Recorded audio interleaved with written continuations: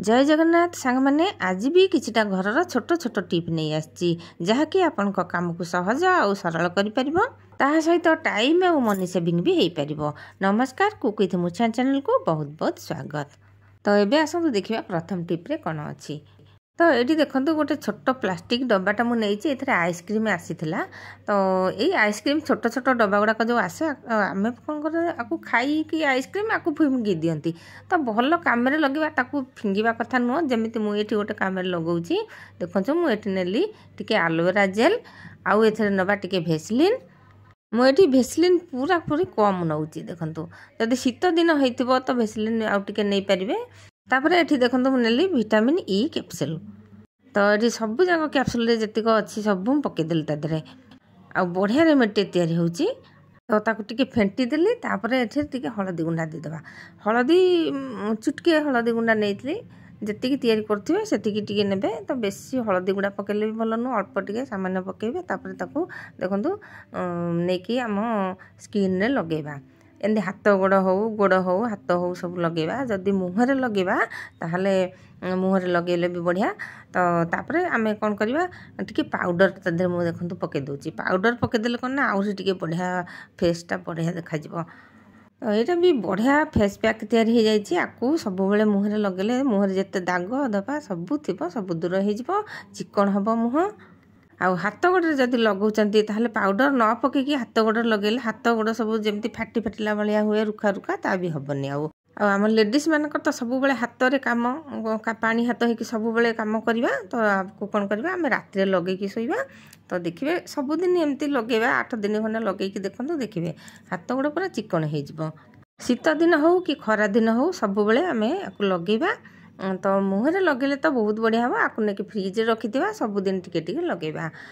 तो ये आम जा नेक्स्ट टिप को। नेक्स्ट कौन अच्छी देखा तेजपत्र कागज कहीं गुराऊँगी देखूँ। तो तेजपत्र 2टा 3टा जी पारे नहीं कागज एमती भाव में गुरीदेवा। कागज तेजपत्र मु गुरेबा भितर चैनल जदि नुआ अच्छा सांग मैंने प्लीज सब्सक्राइब करनियंतु। आउ पाखे थिबा बेल बटन रे मध्य दबाइबे ऑल मध्य सिलेक्ट करेंगे जहाँफल कि मुझे आगू जो वीडियो पकेबी आपण पाखे सर्वप्रथमे पहुँची पार। तापर आपको कौन करवा नहीं कि जालिबा। देखो तो मुझे डीएसएल आनी डीएसएल टे लगेदेवा जेकोसी आप एमती लगेबे डीएसएल हो कि गैस रे लगेदेवे। आम जो प्रेसर रे हो ग्राइंडर हो जो बास्नाटा होची प्रेसर रे आम जो मांस फांस जदि सिझौतबा तार बास्नाटा रही जाए। तो आम कौन करवा ताको एमती ही तेजपत्र जो जालीदेवा कागज को तापर लिभेदेवा।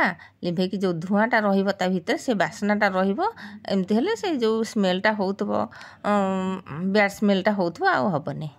आउ ये धुआँटा किसी समय पर्यंत से रहा दरकार सांगे सांगे बाहर करदेवेनि। तो ये जा नेक्स्ट को ये जो इलेक्ट्रिक केटल ये सब जिनस को आम टे सफा करवा इजी नुहे। तो आम आपको केमती सफा करवा जमी खराब न हो ता भीतर तो पानी पशिगले असुविधा हे ना। तेणुक ये तो बहुत दिन है पड़ा धूलीमूली होती सफा करुच्ची। आपको पानी रे आम धोई पारानी। तो आपको केमती सफा करवा। तो आग देखो भल कि परिष्कार भाव में झाड़ी देली। जदि आम ताकू धोइबा ता भीतरटा पानी पूरेकी धोई पारिबा ए भीतरटा आ ऊपरटा आम पानी देकी धोई पारिबानी। आ ए केटलटा फाटी जाइए फाटिले भी सुधा मुझे जोड़ी जाड़ी काम चलई दौली। आठ जो चार्ज हुए जो होलटा थाए ना तो सहीटा केमती तादेह तो पानी पशिज आम जमा भी पानी पोछि पारिबानी कि धोई पारिबानी। तो आम कौन करवा ताकू आग आम कौन करवा जो फाटी से फाटी ना से आग सेलोटेप लगे दूचे मुझे देखो। तापर ताकू जमती सफा कले किसी असुविधा नहीं। तापर पछरे पुणी से सेलोटेप को खोलीदेवा। देखो ये एमती लगेदेली। सांग मैंने आज वीडियो जब पसंद आसो ताहले निश्चय कमेंट रे जनइबे। तो सांग मैंने एगुड़ा सब छोट छोट काम हेले छोट छोट काम आमको निहाती जानिबा दरकार। जदि आम जानी जो दिन हेले आम काम रे आसीबो निहाती जो दिन हेले आमर दरकार पड़िबो एमिति ही असुविधा आमको निश्चय पड़िबो। आ वीडियो को जमा भी स्किप करंतुनी लास्ट जांक देखंतु बहुत बढ़िया बढ़िया टिप अछि आगु को। तो एठी नहीं जाउची टिके पेस्ट। तो एमिति रबर रे जदि आपण पोछिबे भल कथा। तो मुझे रबर रे पोछुनी सोलर जो ये गोटे थिला कागज भाया मोर पाखे थिला ताकू मुझे नहीं पोछुची। देखो से मुझे यहाँ फोपड़ा हम कहीं पोछीदेवा। तो आपको भल भाव में चारिड़े पोछीदेवा। ଆଉ ପାଣି ଫାଣି କିଛି ଦେବାନି, କିଛି ବି ଦରକାର ନାହିଁ ପାଣି ଦେବା। ଯଦି ଆମେ ଟିକେ ଟିକେ ପାଣି ଦେବା ସେଇ କର ବାଟେ ତା ଯେଉଁ ଫାଙ୍କ ବାଟେ ପଶିଯିବ ତା ଭିତରକୁ, ସେଥିପାଇଁ ପାଣି ଆମେ ଜମା ବି ଦେବାନି, ଏମିତି ହିଁ ପୋଛିବା। ଆଉ ତାପରେ କପଡ଼ାରେ ପୋଛିଦେଲେ ପୁରା ସଫା ହେଇଯିବ। ଆଉ ଏଇ ଇଲେକ୍ଟ୍ରିକ୍ ଜିନିଷ ଗୁଡ଼ାକ ନା ଆମେ ଯେତେବେଳେ କାରବାର କରିବା ସମ୍ପୂର୍ଣ୍ଣ ଭାବରେ କେୟାରଫୁଲରେ ଆମେ ଯଦି ଆମେ ତାକୁ କାରବାର ନ କରିବା ସେ ଜିନିଷଟା ନିହାତି ଭାଙ୍ଗିଯିବ, ନହେଲେ ଆମକୁ ସକ୍ ଫକ୍ ମାରିବ।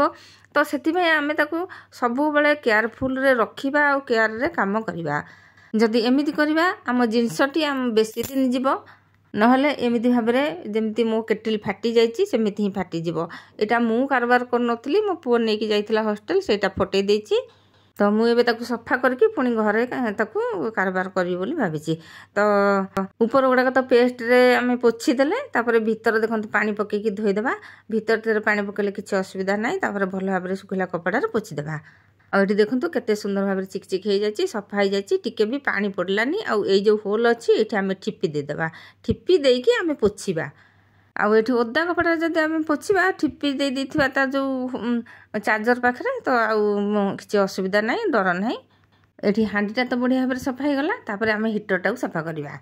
ଏଠି ସେମିତି ଲଗେଇଦେବା ଠିପି, ତାପରେ ଆମେ ପୋଛିବା ଓଦା କପଡ଼ାରେ। ଯାହା କଲେ ବି ଆମେ ଆଗକୁ କିନ୍ତୁ ଠିପି ଦେଇଦେଲେ ଭଲ ହେବ। ସେଥିରେ କିଛି ଧୂଳି ଅସନା ପଡ଼ିବନି କିମ୍ବା ପାଣି ପଡ଼ିବନି, କିଛି ନାହିଁ। ଆଉ ଯଦି ପେଷ୍ଟ ଦେଇକି ପୋଛି ପାରିବେ, ଆଉ ସେ ତାରଟାକୁ ବି ଭଲ ଭାବରେ ପୋଛିଦେବେ, ବଢ଼ିଆ ଭାବରେ ହେଇଯିବ ସଫା। କେଟିଲଟା ଯେହେତୁ ଫାଟି ଯାଇଛି, ଟିକେ ହୁସିଆରରେ ତାକୁ କାରବାର କରିବି। ତ ସାଙ୍ଗମାନେ ଭିଡ଼ିଓ ଯଦି ପସନ୍ଦ ଆସିବ ନିଶ୍ଚୟ କମେଣ୍ଟରେ ଜଣାଇବେ, ଆଉ କେଉଁଠି ଦେଖୁଛନ୍ତି ମଧ୍ୟ ଜଣାଇବେ। ତ ଏଠି ଦେଖନ୍ତୁ ମୁଁ ଛୋଟ ଖଣ୍ଡେ ଡବଲ ଟେପ୍ ନେଲି, ପୁରା ଛୋଟିଆଟେ ସେଲୋ ଟେପ୍ ମୋତେ ଦରକାର, ମୁଁ ତାକୁ ନେଲି। ତାପରେ ଆକୁ କ'ଣ କରିବା, ଏମିତି ଯେଉଁ ସୂତା ଥାଏ ନା, ସୂତାର ତାର ଯେଉଁ ପାଇପ୍ ବାହାରେ ତା ଦେହରେ ମୁଁ ଲଗେଇ ଦେଉଛି ଦେଖନ୍ତୁ।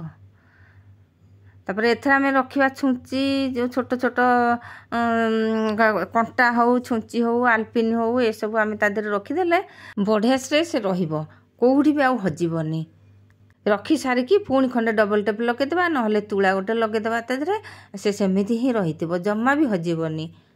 ଛୋଟ ଛୋଟ ଜିନିଷ ଯେତେ ସବୁ ରଖିପାରିବେ, ଏମିତି ଛୁଞ୍ଚି ଯେତେ ଛୁଞ୍ଚି ହେଲେ ତା ଦେହରେ ରଖିଦେଇପାରିବେ। ଆଉ ଆକୁ ନେଇକି ସେମିତି ହିଁ ସେଇ ଛୁଞ୍ଚି ସୂତା ଡବାରେ ରଖିଦେବେ। ଦେଖନ୍ତୁ ଏଠି ମୁଁ ତା ଦେହରେ ରଖିଲି, ତୁଳା ଗୋଟେ ଉପରେ ଗେଞ୍ଜି ଦେଇଛି। ଯଦି ତୁଳା ନ ଗେଞ୍ଜିବେ ତାହେଲେ ଡବଲ ଟେପ୍ ଖଣ୍ଡେ ବି ଲଗେଇଦେବେ। ତ ଏଠି ଦେଖନ୍ତୁ ଯେତେ ହଲେଇଲେ, ଯେତେ ଛାଟିଲେ, ଯାହା କଲେ ବି ସେ ଛୁଞ୍ଚି ଜମା ବି ଗଳି ପଡ଼ିବନି। ଏଠି ଦେଖନ୍ତୁ କେତେ ମୁଁ ଛାଟୁଛି, ଜମା ବି ଛୁଞ୍ଚି ଗଳି ପଡ଼ିବନି। ଆଉ ତା ଦେହରେ ଦେଖନ୍ତୁ ଦାନ୍ତ ଖୁଣ୍ଟା ବି ରଖିପାରିବା। ଦେଖନ୍ତୁ ଦାନ୍ତ ଖୁଣ୍ଟା ଯଦି କୌଣସି ଜାଗାକୁ ଯିବେ, ଅଳ୍ପ ଦିଟା ଦାନ୍ତ ଖୁଣ୍ଟା ନେଇକି ଯିବାକୁ ପଡ଼ିବ, ତ ସେଠି ସେମିତି ରଖିଦେବେ, ଏମିତି ରହିଥିବ। ଆକୁ ନେଇକି ବ୍ୟାଗ୍ରେ ପକାଇଦେବେ, ଯେଉଁ ଭ୍ୟାନିଟି ନେଉଥିବେ କିମ୍ବା ପର୍ସ ନେଉଥିବେ ତା ଦେହରେ ପକାଇଦେଲେ କିଛି ଅସୁବିଧା ନାହିଁ, ସେମିତି ହିଁ ପଡ଼ିଥିବ। ନେକ୍ସଟ ଟିପ୍ରେ ଅଛି ବ୍ଲେଡ଼କୁ ନେଇ। ବ୍ଲେଡ଼ ଯଦି ଆମର ପୁରୁଣା ହେଇଯାଏ, ତାକୁ ଆମେ କ'ଣ କରୁଛନ୍ତି ନା ସେମିତି ହିଁ ଫୋପାଡ଼ି ଦିଅନ୍ତି। ତ ଆମେ ଆକୁ ଜମା ବି ସେମିତି ଫୋପାଡ଼ିବାନି, ଏମିତି ଛୋଟ କପଡ଼ା ନେଇ ଆସିବା, ତା ଦେହରେ ଭଲ ଭାବରେ ଗୁରେଇ ଦେଇକି ରବର ବାନ୍ଧିଦେବା। ତାପରେ ଆମେ ତାକୁ ଯେଉଁଠି ଫୋପାଡ଼ିବା ସେ କାହାରି ଅସୁବିଧା କରିବନି। କାରଣ ଗାଈ ଗୋରୁ ତାକୁ ପାଟିରେ ପୁରେଇ ଦେବେ, ଯଦି ତାଙ୍କ ପାଟି କାଟି ହେଇଯିବ ସେମାନେ ଅସୁବିଧାରେ ପଡ଼ିବ। କିନ୍ତୁ ଯେଉଁଠି ପକାଇଦେବେ କାହା ଗୋଡ଼ରେ ଫୁଟିବ, ତ ଏମିତି ଯଦି ଆମେ ପକାଇଦେବା କାହା ଗୋଡ଼ରେ ଫୁଟିବନି। ଆଜିର ଟିପ୍ ଗୁଡ଼ାକ ଏଇଠି ଶେଷ କରୁଛି। ଆଗକୁ ପୁଣି ଆସିବି ଏମିତି ନୂଆ ନୂଆ ଟିପ୍ ନେଇ। ଜୟ ଜଗନ୍ନାଥ।